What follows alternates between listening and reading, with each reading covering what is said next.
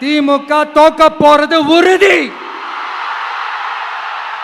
நான் முன்னாடியே சொன்ன மாதிரி திமுகவுக்கும் பாஜகவுக்கும் ஒரு அண்டர் கிரவுண்ட் டீலிங் இருக்குது.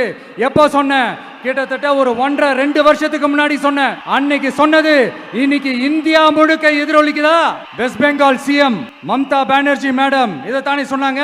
இன்ஃபேக்ட் ஸ்டாலின் சார் பேரை மென்ஷன் பண்ணி அந்த குற்றச்சாட்டை சொன்னாங்க. இதுக்கு என்ன சார் பதில் வச்சு சொல்ல போறீங்க? ஸ்டாலின் சார் மக்கள் கிட்ட மாட்டிக்கிட்டு முழிக்கிறாரு. இந்த தேர்தல்ல திமுக தோக்க போறது உறுதி.